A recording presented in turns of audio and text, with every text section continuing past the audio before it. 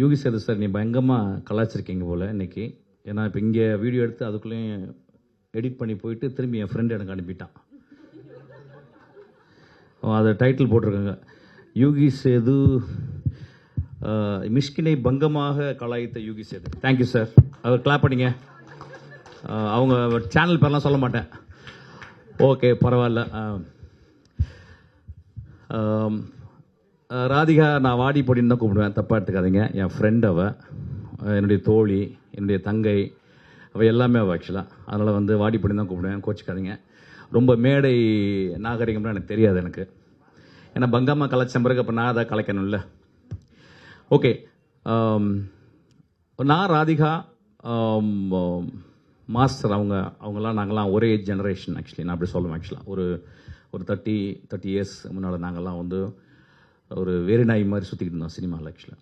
அப்போ வந்து நான் அசிஸ்டன்ட் டைரக்டர், அப்போ ராதிகா வந்து அசிஸ்டன்ட் டான்ஸர் பண்ணிக்கிட்டே இருப்பான். அப்போ நான் சொன்னேன், ஃபஸ்ட் படம் எடுத்த உடனே வாடி என் கூட வந்து நீ தான் கோரியோகிராஃப் பண்ணணும் அப்படின்னு. எனக்கு நிறைய மாஸ்டர்ஸ் தெரியாது. ஏன்னா ராதிகா வச்சு பண்ணால் என் கண்ட்ரோலில் இருக்குன்னு சொல்லி கூப்பிட்டேன். அவள் சொன்னால் பயமாக இருக்குது, நான் வரமாட்டேன் சார், அப்புறம் என் வாழ்க்கையை கெடுத்துறாதீங்க அப்படின்னு. ஆக்சுவலாக என்னடி இப்படி சொல்லிட்டேன்னு சொல்லிட்டு அப்போ 2வது படம் எடுத்தேன். ஃபஸ்ட் படம் ஓடிடுச்சு. அப்போ 2வது படம் எடுத்தோடனே 2வது படத்துக்கு ஒரு குத்துப்பாட்டு பண்ணியிருந்தேன். ராதிகா நீ தான் பண்ணுவா அப்படின்னேன்.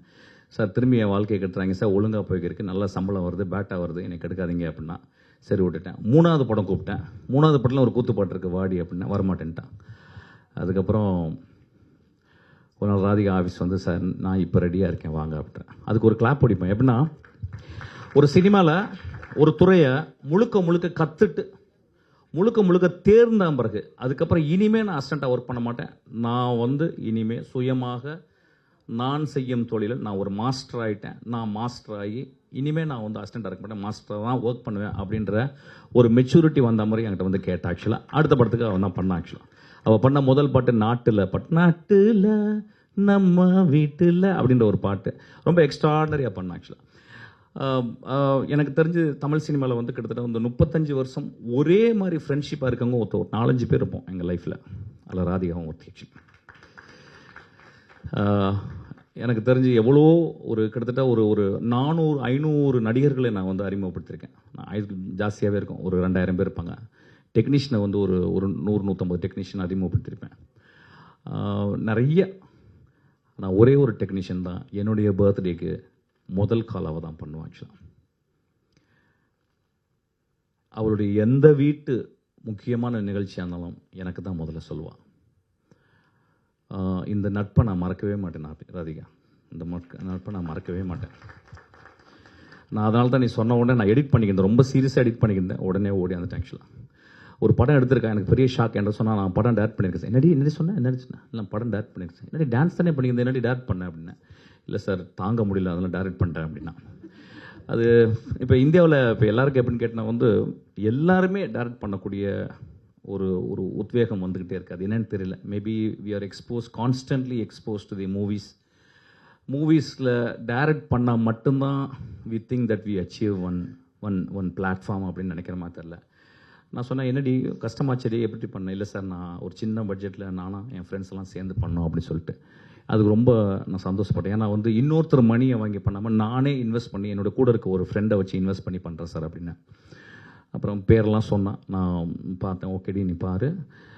இந்த படத்தில் எனக்கு ரொம்ப பிடிச்சது இந்த ட்ரைலரில் ஒரு டயலாக் வரும். ஆக்சுவலி, நீ ஜெயிச்சிருவியா அப்படின்னு கேட்பேன். இல்லை நான் போராடிக்கிட்டே இருப்பேன் அப்படின்னு. அது வரைக்கும் போராடிக்கிட்டே இருப்பேன். ஆக்சுவலி ஜெயித்தல் அப்படின்றது வந்து ஜெயிச்சுட்டா ஒரு நிலையில் போய் நின்றுவோம். பட் போராடிக்கிட்டே இருந்தால் கடைசி வரைக்கும் நம்ம வந்து வின் பண்ணிகிட்டே இருப்போம். Actually that is a secret. Actually அதுக்காக அந்த டைலாக் ரொம்ப பிடிச்சிருந்துச்சு. ஆக்சுவலாக அப்படி தான் இருக்கணும் ராதிகா. அப்புறம் ஒரு படம் வந்து அது ஓடும் ஓடாது அப்படின்றதுக்குள்ளே போகக்கூடாது. இப்போ நிறைய பேர் பேசினாங்க இந்த படம் வெற்றி அடையும் அப்படிலாம் கிடையாது. போன படம் நான் சந்தோஷ் வந்து ரொம்ப சின்சியராக ரொம்ப அழகாக ஒர்க் பண்ணி தான் போனோம் பிசாசு 2. ஆக்சுவலி எனக்கு தெரிஞ்சு இந்தியாவில் one of the best performance வந்து என்னுடைய ஹீரோயின் கொடுத்துருந்தா, ஆண்ட்ரியா கொடுத்துருந்தா. ஆனால் அந்த படம் இன்னும் வரல. ஆக்சுவலாக ஸோ சினிமா அப்படின்றது வந்து it is not what we think. ஆனால் நம்ம ஆஸ்பயர் பண்ணிக்கிட்டே இருக்கணும். நம்ம பண்ணுவோம், சினிமாவில் சிறப்பாக இயங்கிக்கிட்டே இருப்போம், ஆஸ்பயர் பண்ணிகிட்டே இருக்கணும். ஸோ சினிமா அப்படின்றது ஒரு ஒரு ஒரு ஒரு 10 வருஷம் இருந்தால் பெரிய சாதனை, 20 வருஷம் இருந்தால் அவங்க வந்து எக்ஸ்ட்ராடினரி டேலண்டட் பீப்புள். ஒரு 30-40 இயர்ஸ் இருந்தாங்கன்னா அவங்க there all genius. Actually we are all sitting in front of genius. Like Sethu எடுத்துக்கங்க, ஒரு பெரிய ஜீனியஸ்.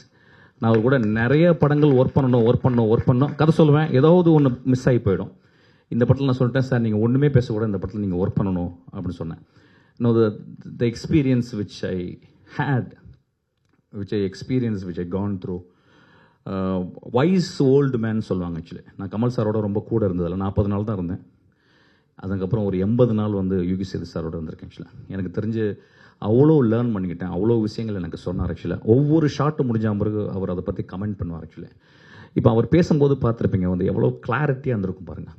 அவர் வந்து சினிமாவை there are very very few great people in cinema, they live for cinema and cinema lives because of them. அதில் one of the person is cinema lives because of them.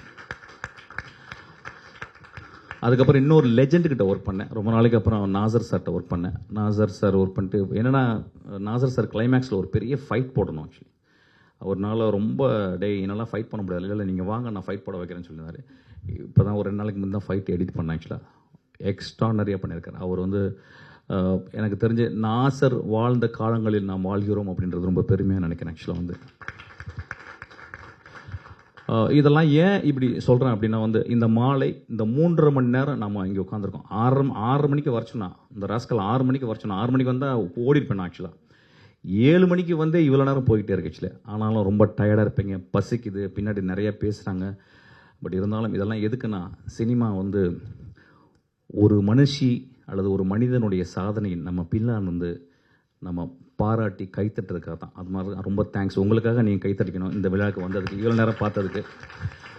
ட்ரைலர்லாம் பார்த்தேன். நான் ரொம்ப பெரிய கமெண்ட்லாம் சொல்ல மாட்டேன், ஏன்னா நான் எப்பயுமே ரொம்ப ப்ராக்மேட்டிஸ்ட். நான் வந்து படம் வந்து ஆடியன்ஸ் ஃபஸ்ட்டு டே பார்த்து நல்லா இருக்குன்னு சொன்ன பிறகு பத்திரிகையாளர் ரொம்ப எக்ஸ்ட்ரானரியாக இருக்குன்னு சொல்லாமல் இருந்தால் ஒரு நல்ல படம்னு சொல்லுவேன். ஆக்சுவலாக நீ எடுத்துகிட்டு உன் வேலை முடிஞ்சிருச்சு, அவங்க பார்த்துப்பாங்க. இந்த பத்திரிகைக்கார்ட்ட என்ன கேட்குறேன்னா, ராதிகா 36 மார்க் வாங்கியிருந்தான்னா அவளுக்கு 50 மார்க் போடுங்க, 30 மார்க் வாங்கியிருந்தா 40 மார்க் போடுங்க. ஏன்னா முதல் குழந்தையை நீங்கள் முத்தம் கொடுத்து தாளாட்ட வேண்டும், பாராட்ட வேண்டும்.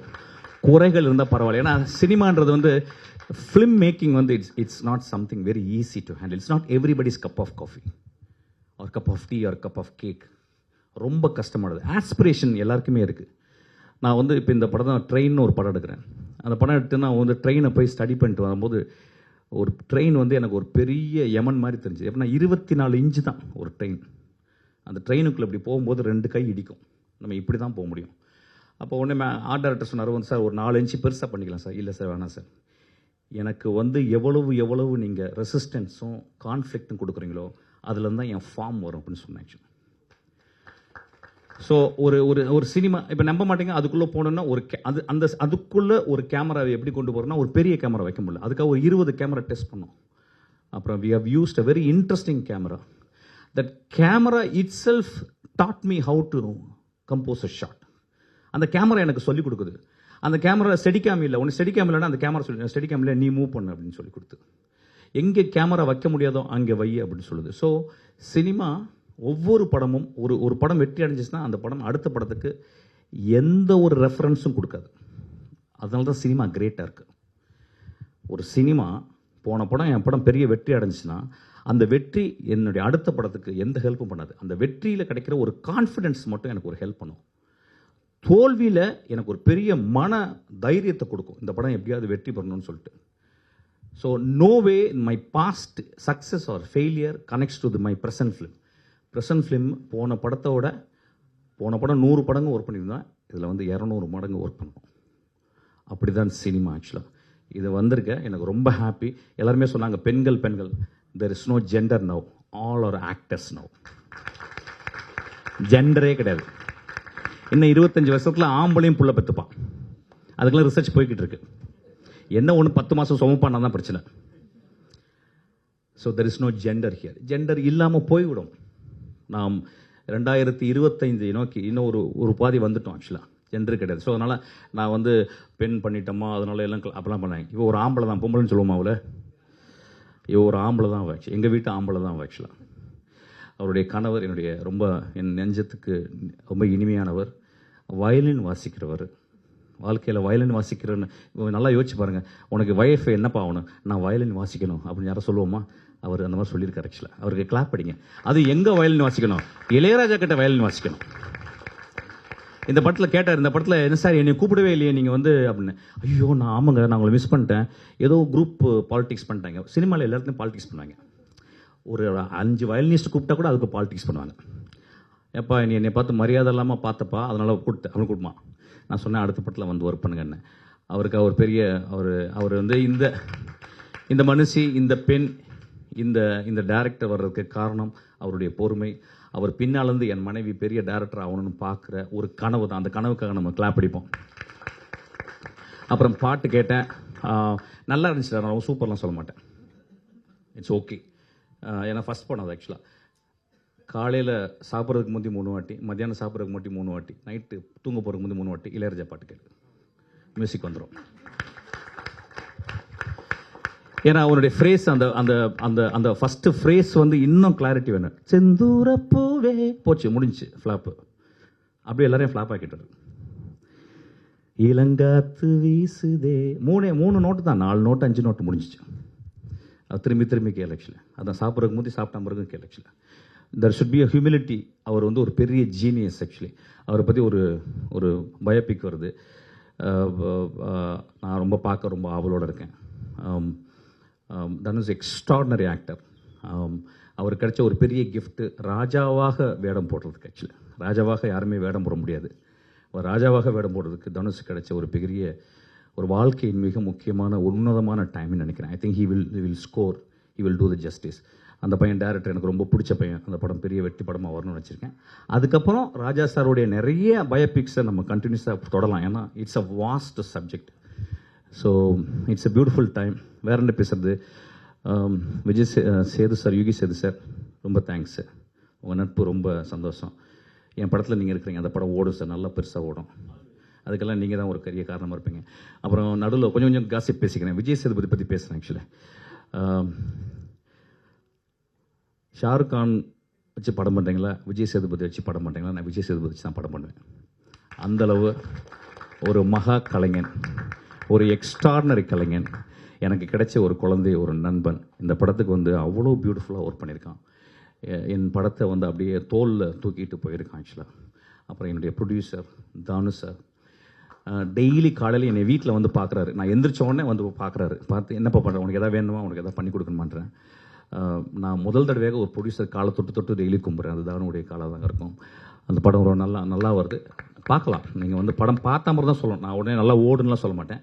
ஐ think we all done an extraordinary. Yogi Sethu sir அவர் முடியே நடிச்சிருக்கு.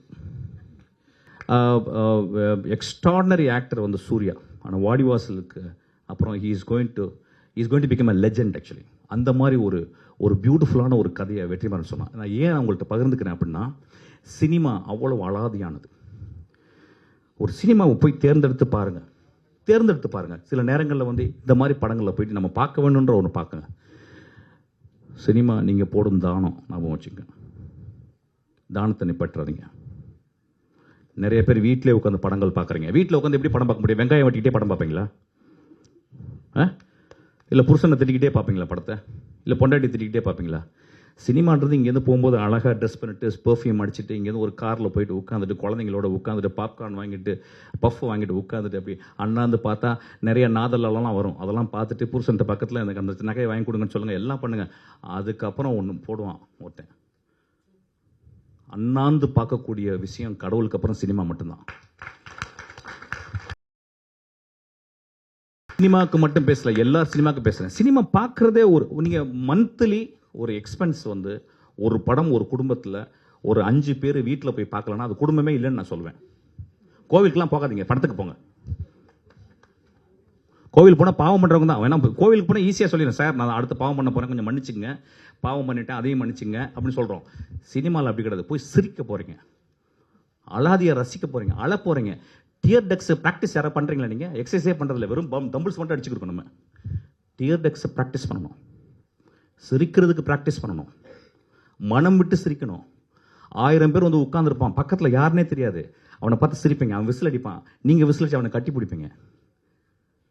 சினிமா ஒரு பெரிய கம்யூனல் பார்ட்டிசிபேஷன். சினிமா ஒரு பெரும் எல்லாம் ஒரு டைட்டானிக் மாதிரி கப்பலில் போயிட்டு இருக்க ஒரு விஷயம்.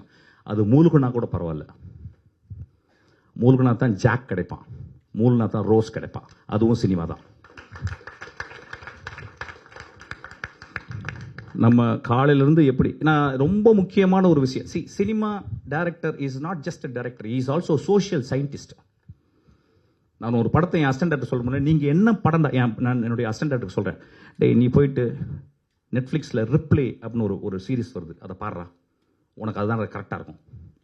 நீ அந்த ஃபில்ம் மேக்கிங் பண்ணுண்டா. 1955 வந்த படம் டேலண்டட் மிஸ்டர் ரிப்ளே அப்படின்னு சொல்லிட்டு பேட்ரிசியா ஹைஸ்மித் எழுதின ஒரு நாவலுடைய 1955 வந்த படத்தை இப்போ ரீமேக் பண்ணியிருக்காங்க. சினிமாவுக்கு வர்ற அசிஸ்டன்ட் டைரக்டர் வர்ற ஆசைப்படுறவங்க ஷார்ட் டிவிஷன்ஸ்னா என்னன்னு சொல்லிட்டு அந்த சீரிஸ் போய் பாருங்க. ரிப்ளே அப்படின்ற ஒரு சீரிஸ்.